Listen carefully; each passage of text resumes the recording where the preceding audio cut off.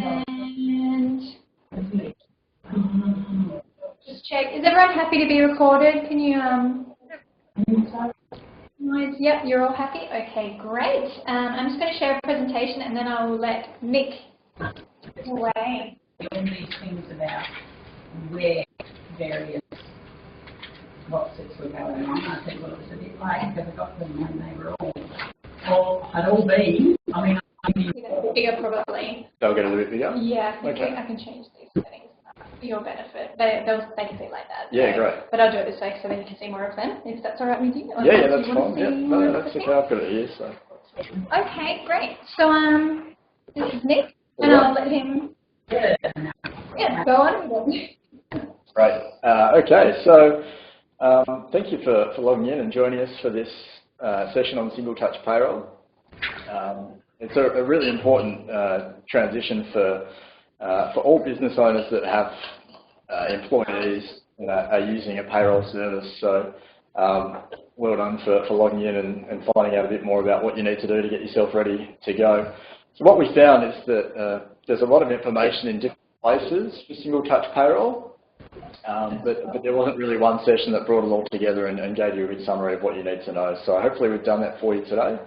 And once we wrap up, you'll be fully aware of what you need to do to get on board with Single Touch Payroll. Just from the start, it's important to note that this workshop is funded by the Small Business Development Corporation. So that's the state government's small business body. And they fund a lot of workshops like this around the Perth area, but also in regional Australia as well. So it is funded by them. Morning. The strength. Okay. Maybe turn off. Read.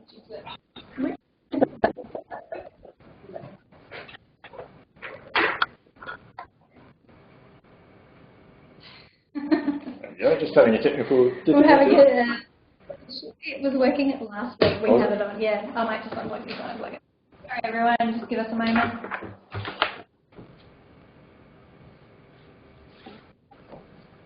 Yeah.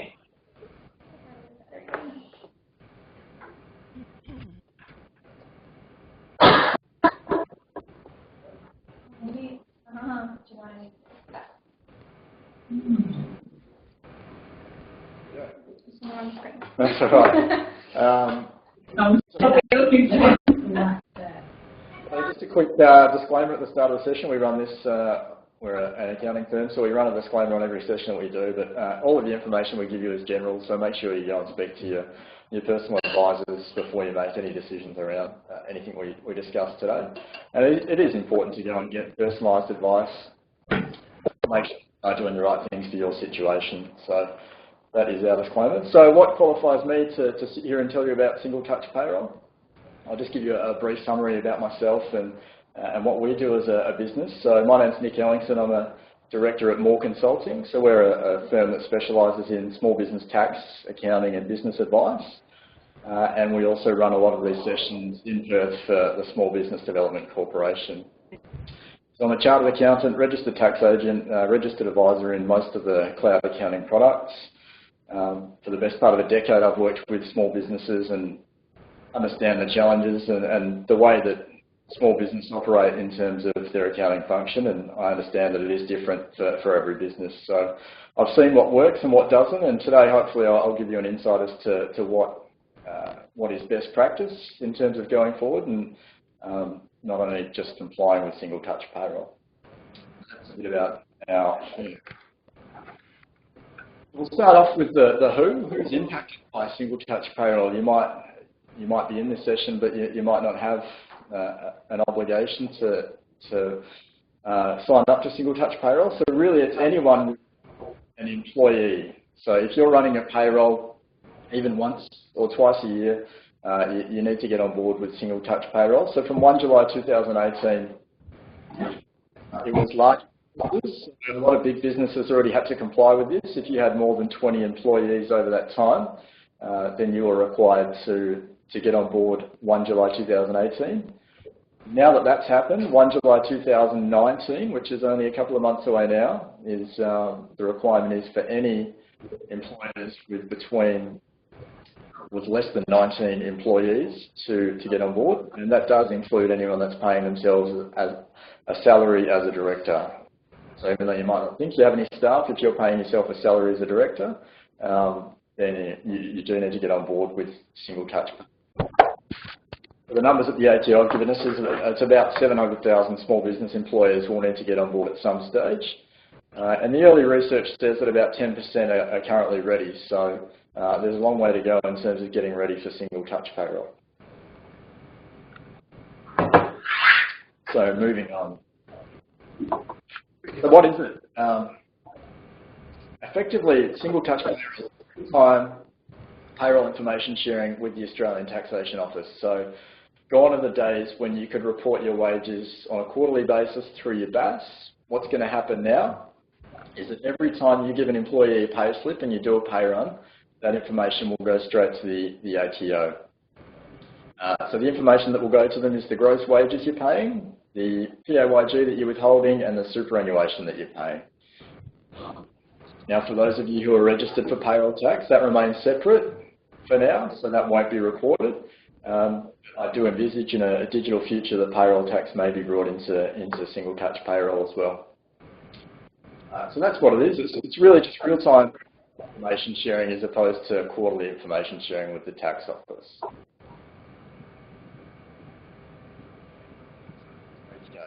So what are the changes? I'm going to change for those of you who do have employees and are running payrolls. So the items listed under the tick is what's coming in, under the cross is what's going out, and the unchanged is obviously unchanged. So what's coming in? It's pay run reporting of wages and superannuation and PAYG, like I said, and the real-time reporting of that to the ATO. All employers will now need Single Touch Payroll software, which is a huge shift if you've been, I guess, doing things in terms of an accounting sense in a manual way. So if you have been doing your payroll with the paper forms and lodging out a BAS on a paper form, then you'll need to engage with some kind of Single Touch Payroll software. And we'll cover off on what your options are in terms of software in a minute. The online forms in relation to that are going online. So we're talking about tax file number declarations and super guarantee choice forms. So all of that now will be able to be done online rather than getting your employees to fill out a manual form. And going forward, the PAYG information, so the withholding and the wages information will be pre-filled on your BAS, and then you'll need to lodge online through MyGov. So effectively, what's going to happen now is once you've run the payrolls for the quarter, when you get your business activity statement from the ATO, they will have pre-filled the W1 and the W2 figures for you. So a little shift in how you're going to be doing your BAS as well. Not required. The annual payment summary requirement is no longer required. So gone are the days of giving your employees a group you don't want to. You can still choose to do it. But if you're compliant with Single Touch Payroll, all of that information will already be there through the pre-fill, so you won't need to give your employees a payment summary at the end of the year. And that goes as well for your annual payment summary declaration form that you send to the ATO. So that's the summary of all the group certificates that you're sending off. You won't need to do that as well, as long as you're compliant for Single Touch Payroll. What remains unchanged is the due dates for payment. So for your PAYG and your super, you'll no longer, so nothing will change in that space. You'll still need to pay it on the same due date that you currently have. So you can still pay your employees monthly, weekly, fortnightly, and your withholding each quarter. That's just a snapshot, I guess, of what is changing in terms of Single Touch Payroll. Probably the number one question I get asked is, why is the ATO making us do this? After, how do I comply? And really, from their point of view, they see it as creating efficiencies for business owners. So if you're doing this in real time, then you won't have to do that manual process, payment summaries at the end of each year. They see it as protecting employees' entitlements. So there has been a lot of press around people not being paid superannuation and Phoenix activity in terms of businesses not paying their withholding tax.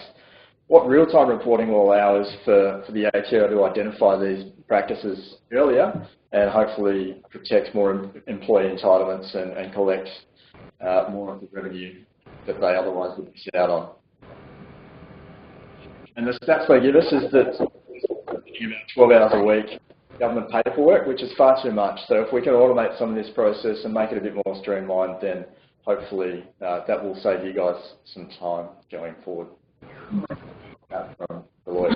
But really it's designed to catch out those people who are doing the wrong thing and to hopefully make things more efficient going forward. So what will happen is when you go into Centrelink, if you have employees that are looking to claim Centrelink benefits, their year-to-date wages will already be on the ATO pre-fill. So Centrelink will be able to see your wage data, and it'll make things a lot more streamlined in terms of those other services, Medicare as well. Really, they're trying to integrate as much as possible those services.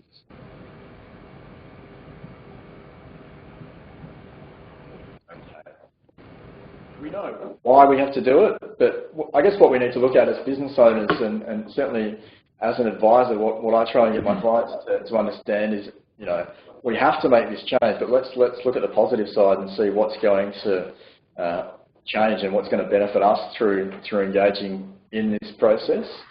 So what it is, it's a great time to take stock of how not only your payroll process, but your whole accounting function. And if you have been doing things manually and not engaging with the cloud products that are available, well, now's a great time to implement the best product software and hopefully realise some efficiencies, not only in payroll, but in your whole accounting function. It will hopefully mean that you make less errors in payroll. So instead of checking everything once a quarter when you do your BAS, you're checking everything every time you do a pay run. Hopefully most businesses do that at the moment, but it should allow you to pick up errors more quickly than you otherwise would by just checking your BAS once a quarter and doing things quarterly. So it's just a good opportunity to review function more regularly. At the end of the year, it will save you preparing your annual payment summaries and your declaration forms and everything like that. So it will save you time at year end in terms of filling out those forms and sending them out to your employees. So if you have a large workforce, that can be quite a time-consuming and stressful time. But with the advent of Single Touch Payroll, hopefully that releases some of that stress. And what it will enable you to do, employees to settle their payroll data collection. So you should be able to get them to go online and fill out the TFN form and the super declaration form as opposed to sitting down with them and getting them to fill out those forms and then chasing them to give it back to you and sending it to the ATO. What you'll be able to do is just send them the link to fill out the forms, and then that will go straight to the ATO. So hopefully streamlining those processes, as I said. One of our clients have come to us and said, well, what happens if we make a mistake? This is real-time information that's going to the ATO, and if we have reported it and we've made a mistake, how do we go about fixing it? The ATO's view on the first year definitely is that this is an education period, so they've come out publicly and said they won't penalise you if you've made a first instant mistake. They'll let you know and they'll issue a warning.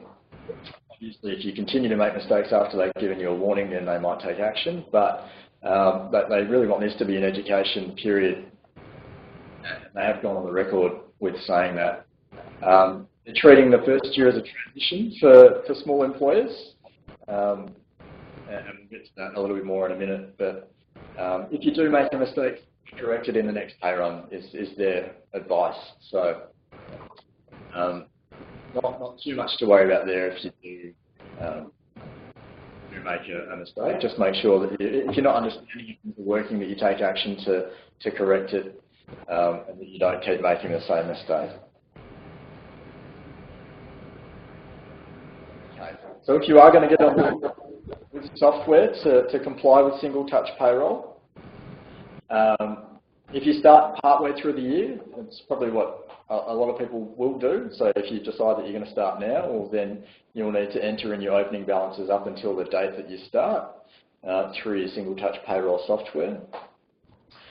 Really setting up Single Touch software isn't too complex, so whichever provider you go with, you'll just need to initially link that with the ATO, which just requires a call. It is quite a simple process, and all of the software companies have tried to make it as easy as possible to get it up and running. So it will be a little bit of time to set it up, but certainly nothing onerous that will take too long. So just be aware that when you set it up, just enter those opening balances for all the payroll that you've done to date. And no doubt all of the software providers have some great content on showing you how to set it up and get on board. So I wouldn't be too worried in terms of what you need to do from a technology point of view to get on board. If you've managed to log into the webinar today, then I'm sure that you'll have no issues setting up Single Touch Payroll. Okay. So how do we comply? The options, there's a couple for the first couple of years, but what I would say is if you engage and get on the software path early, then you're getting the problem sorted because it's not going to go away. So you do have an option to lodge through a tax agent or a BAS agent in the short term. So if you have between 1 and 4 employees, you can still report quarterly through your tax agent or your BAS agent. But as I said, that's just delaying the inevitable. So that's only a short-term option for people, and it won't be an option that's available forever. So my advice to clients is, even though you might qualify for that exemption, you're going to have to get on board with Single Touch Payroll and software at some point. So now's probably the best time to do it while the ATO is still being generous in terms of the concessions that they're allowing you. There will be no option through the business portal. So if you lodge your BAS personally through the business portal and not through an agent, there won't be an option for you to upload your Single Touch Payroll through there. It will need to be done through your BAS agent, tax agent, or through Single Touch Payroll software. They're the only options. So that's really the only options at the moment. Okay. Been telling our clients that this is a great option to check your process around payroll. So if payroll's been something that you've just another thing on the to-do list, now might be a good time to take stock and say, well, look, are we doing things correctly? So to that, we want to make sure that if we're paying employees at an award rate, that we're still paying the correct award rate, and now's a great time to review that and check it. Similarly, if you've been doing payroll manually, you might be using some outdated withholding tax rates. So if you've been using an old tax table, you might not be withholding at the current rates. So now's a good time to check if you have been withholding at the current rate, at the incorrect rates, to let your employees know that there might be some adjustments in terms of their take-home pay because the withholding rates might change a little bit. If you have any salary packaged arrangements, now's a great time to make sure that you're just treating those correctly and speak with your advisors to make sure that through the payroll function that's being recorded correctly. Incorrect coding of payroll transactions through accounting systems. So if you are using software but you're not using it to its full potential, then perhaps now's a good time to make sure that those payroll transactions are being coded correctly and going to the right accounts in your accounting software. A lot of people just set it up to the default, and that's probably not the best way to do it. Now's a great time to review cash flow as well. So if you struggle to pay that superannuation once a quarter and struggle to get the money together for your withholding tax and your GST, now's probably a really important time to sit down and look at your cash flow and say, well, look, I really need to make sure that I have those funds available because I'm going to get caught out pretty quickly by the ATO if I'm not paying these things on time. So now's a great time to look at your cash flow obligations, and if you're struggling in that area, then maybe sit down with someone and get some advice in cash flow management strategies. Incorrect superannuation. So the superannuation's changed a fair bit over the last probably 5 or 6 years. So the rate changes from, it's changed from 9% all the way up to 9.5% now. So if you've been using your manual payroll process, you might not have caught up with the change in superannuation rate. So now's a good time just to make sure that you are paying superannuation at the correct rate. And lastly, leave calculations. So sometimes annual leave liabilities and long-term leave liabilities are something that don't show up on the balance sheet for small business owners. So we don't keep in the front of our minds what those liabilities are, but now would be a good time to check what your liabilities are in terms of long service leave and annual leave. And if you can encourage some employees to take some of that leave, then now might be a good chance to have a discussion with them. Yeah, we're telling our clients it's a good chance to review your payroll process, but everything around payroll and in terms of your rates and your arrangements and how you're doing payroll at the moment. Okay. So what options are out there? Software. I'm not here to sell you any software or tell you which one to buy. These are probably the main options that our clients are using and the main options that we see work for small business. So that's why I put those ones up there. So there's Mawer, QuickBooks and Xero are probably the 4 largest ones that we come across as advisors. The one in the middle there, KeyPay, is an option that a few of our clients have been looking at because it allows you to do it on a per employee basis. So if you only have 1 or 2 employees, that might be a better option than going down a full software subscription. So KeyPay allows you to pay a set amount per month per employee. I think it's $4 at the moment.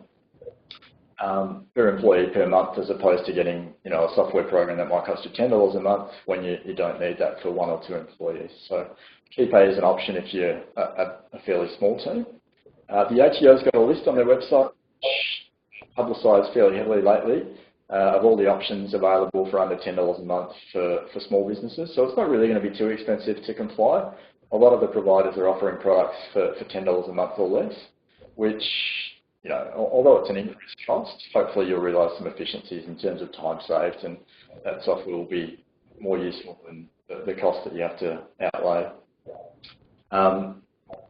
What I would say is if you need a hand to engage with any of these software providers, they all have a list of advisors on their website that will be in your area that might be able to help you. Just if you need some assistance to set up with Single Touch Payroll, just have a look on their website and they'll have a list of advisors. They are all running webinars in the lead up to this 1 July cutover, so there'll be plenty of content coming out from each of the software providers showing you not only what you need to do, but how you need to do it if you're using their software. So there's plenty of content currently out there, and I've got no doubt there'll be a lot more coming in the next couple of months. Okay.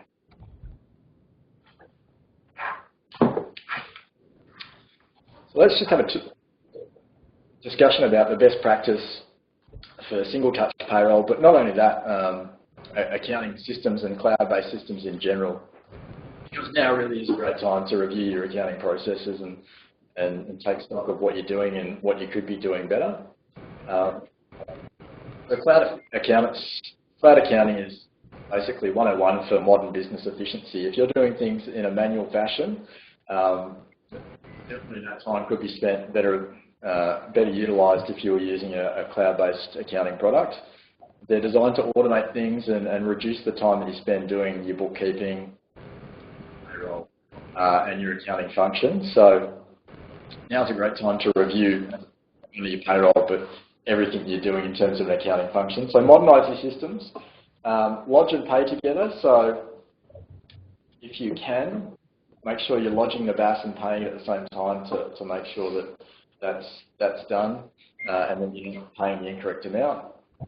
Reconcile your payroll accounts each month. So for those of you in the room that do the bookkeeping work, what I would say is every time you do a payroll run, make sure you're reconciling the withholding payable, the super payable, and the wage expenses in your profit and loss and balance sheet each time you do a pay run, because that will allow you to identify any issues that come up a lot quicker than if you're just reconciling those things once a quarter or even once a year.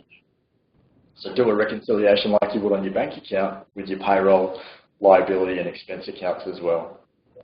It doesn't have to be a time-consuming process as long as you're doing it on a regular basis.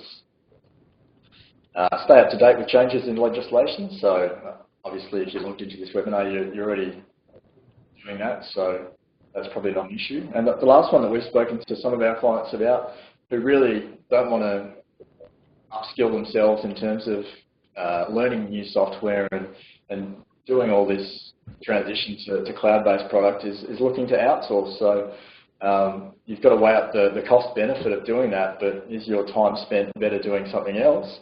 And are you better off paying someone to manage this function of the business for you? You've just got to weigh up the cost and the benefit of doing it, but if you pay a bookkeeper, what else can you do with the time spent doing payroll and accounting functions?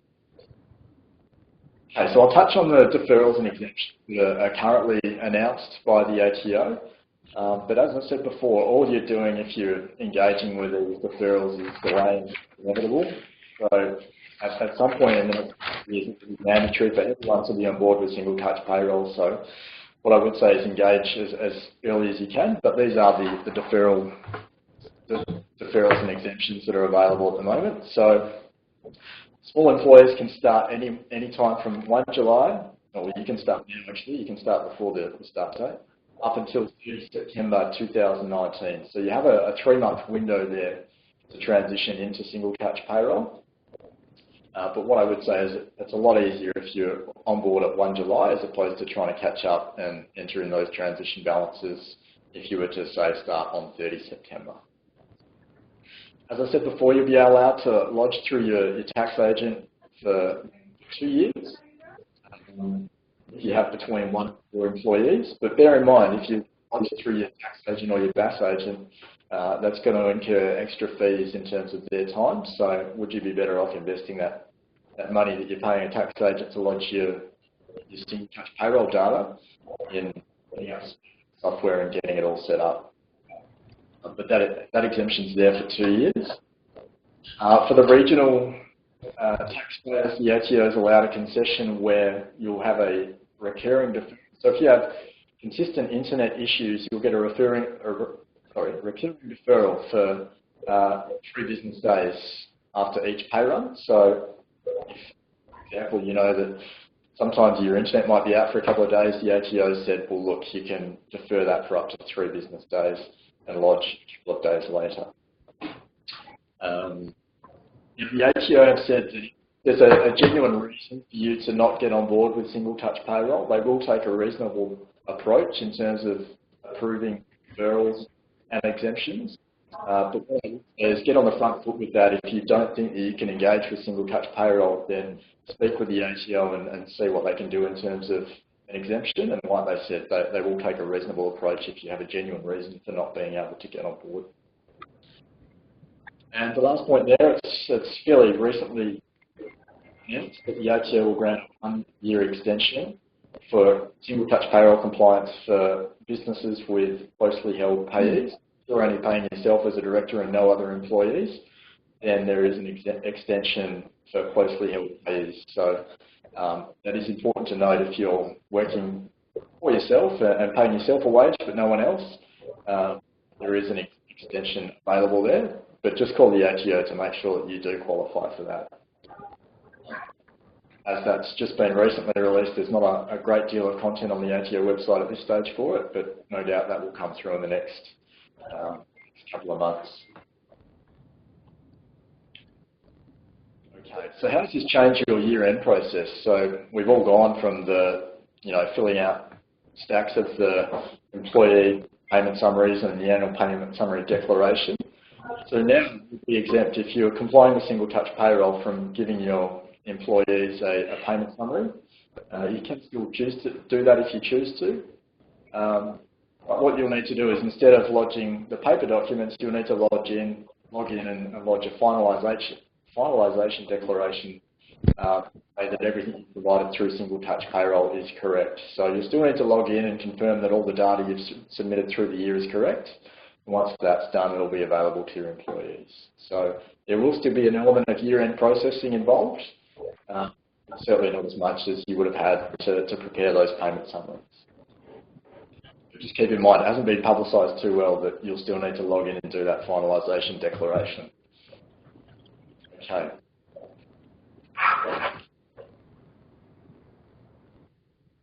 So what other considerations do we have now that we're thinking about Single Touch Payroll? Well, the first one is the FBT and other payment summary fields that aren't wages and withholding tax. So if you're implementing an FBT and there's a reportable fringe benefit, you'll need to go into your software and update that for your employees. That won't automatically come through your normal payroll process, so you'll need to do that. Contractors, so some people are voluntarily reporting contract payments and withholding tax on those payments. So it's not mandatory to report contract payments through Single Touch Payroll, but if you do it through your current payroll process, you can still choose to do that. So there's an option there, but certainly not a requirement to do that. Trust distributions, so if you pay yourself, if you take a distribution from a trust, fall under the payroll regime, so you won't be required to report trust distributions through Single Touch Payroll. That won't be caught. So that gets caught through your annual tax return through your trust. Ceasing employment. So when someone ceases employment with you, you'll need to lodge a cessation date with that final pay event. So just be aware that if someone has left you during a pay period, when you lodge that Single Touch Payroll data, you'll need to mark that as the final pay event in that payment. Okay. So where is this going? What's the ATO's long-term view in terms of not only Single Touch Payroll, but real-time reporting of data to them? And I think they've made quite clear that the ATO would like to data match as much as possible to ensure that they capture all the revenue that they should be. So I don't see Single Touch Payroll as being the stopping point for real-time reporting with the tax office, and certainly they have spoken about tracking things in terms of e-invoicing, so real-time reporting of invoicing payments in the future. Contractor ABNs, so currently there's a small requirement for set industries to report their contractor payments. I certainly view that the ATO will expand that in the coming years, and you'll have to report contractor payments on a real-time basis in the future. Really what they want to do is track as much information as possible and match payments to ensure that they're collecting as much revenue as possible. So I see this as only the beginning, and the future will be real-time reporting of a lot of business data that's captured by the ATO, and they can data match it. So if you think that just by complying with Single Touch Payroll you'll be fine, what I would say is look at your whole accounting system and really think about the future and what you might need to implement in the future when you're thinking about how you're going to go about with Single Touch Payroll. Because I think that if you're looking towards the future, you'll realise that you're going to need to engage with cloud accounting software. So a lot of the accounting software providers are cutting off their support for their desktop programs, and cloud accounting will be the norm in the future. So now might be a good time to get on board and utilise those services. One of the tips I'd get you to take away from this session, invest in the correct setup. So you're better off doing something right the first time than saving a few dollars and having to redo it again and again. So if you're not sure about how to do it, well then invest some funds to get someone to come out and help you embrace it. So if you go into it with a negative attitude, it's just going to be another thing that you have to do. But if you actually see it as an opportunity to redesign your accounting function, then hopefully that will improve some efficiencies and you'll actually get some positive benefits out of this transition. I think I've explained that enough. If you're not confident to do it, then get someone to help you and make sure that it's done correctly. Do your data on a regular basis. So if you're using these software programs, make sure that you're actually getting what you pay for. So you're reading the reports, you're using the data to make decisions, and hopefully that will help you to grow your business. So really that's everything we had to cover from a content point of view. We've got plenty of time for questions. So what I might do is open it up to you guys to chip in with any questions that might not have come off on. So feel free to chat out with those. Just got one question. How do, the employee, an employee know how much they've earned for that financial year if they don't get their group summary? Do they just have to keep their payslips? No. So what will happen is they'll either lodge through MyGov. So all the payroll data will be through MyGov, which is where you go to lodge your tax return. Yep. So MyGov will have all that data now as opposed to getting an annual payment summary. Okay. The reason I ask that is because, say, you've got a student on a gap year and they need to earn $25,000 to get Centrelink, to get youth allowance. Those group certificates help towards adding up how much you've earned. Yep. So how do they keep track of that? Yeah, if they're going to Centrelink to apply for this, that their wages will be available in the future to Centrelink. But what they can do is log into MyGov and get a printout of their wages that have been paid to date. So this is real-time information to employees as well. Yeah, so you can go in, log into your MyGov and see, as of today, how much XYZ company paid me today. Exactly right, yeah. But the alternative to that is you can still run payment summaries. You don't have to stop issuing payment summaries and pay slips, but obviously this just eliminates that requirement to do so. Yeah, no, it's just easier for them to try and keep everything, yeah. But if they can do it all through MyGov, that will be fine. It's all going to be available through MyGov. Yeah. So they can keep tabs of their 25 grand. Yeah, they can track how they're going, absolutely. And the other thing is you have to notify ATO if an employee ceases employment with you. What happens if it changes and they come back? Do you have to reinstate them, or can you just take it off, or how does that work? But that happens to us.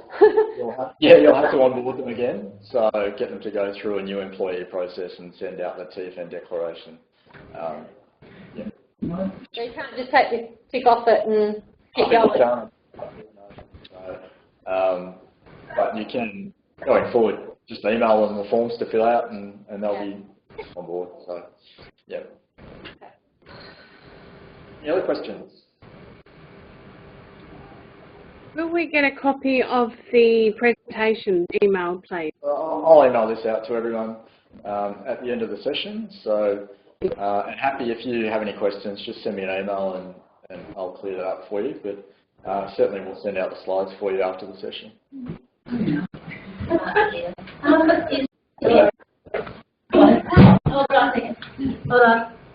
Is the paid parental leave just done through the same process?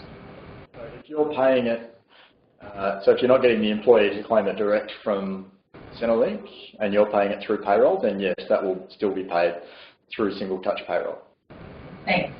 Because it's still a payroll event. And they still get taxed on those. Yeah, and you still have to pay withholding tax on that. Right. Other questions? Okay, I know most of you are regional, but we do have a lot of workshops. If you are ever in the city and you want to come to any of the workshops, they're all listed on our website. I'll send a link to that with the slides that we've got. But if you know anyone that could utilise these workshops, so we've got Single Touch Payroll coming up, a session on cash flow for small business, a business health check, and a succession planning workshop. So if you know of anyone that wants to come to those seminars, or you're in Perth on any of those dates, feel free to book in. They're all free as well, so provided by the Small Business Development Corporation.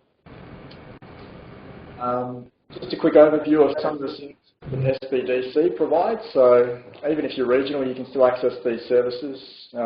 They've got plenty of online guides and checklist. If you want to come to Perth, you can have a one-to-one free meeting with an SBDC advisor. So they've got advisors in the city, and they have advisors in regional areas as well. They obviously run these workshops, and in the city they also have dispute resolution and commercial tenancy advice services. So if you find any of your anyone comes across a dispute, the SBDC actually offer a great free dispute resolution service to advocate for small businesses to try and resolve disputes. So it's often an underutilised service, and I'd encourage you all to use that if you do find yourself in a dispute, because it's a great starting point, at least, to get that resolved. Do you know if not-for-profits? You have to email the SBDC, but it's small business. If you're running a small business, then I believe they'd help you. Okay. Yeah. And there's the contact details for SBDC if you have any questions about what services they are. And as I said, they're all free, so don't be afraid to utilise them. That's it. Right. Great. If there are any more questions, we'll stay online maybe for a couple more minutes if there are any niggling things, but otherwise we've wrapped up nice and early, so everyone enjoy your Tuesday, and thanks Nick for coming in and running the session. Thank you. Nick. Thanks very much. Thanks, Joanna.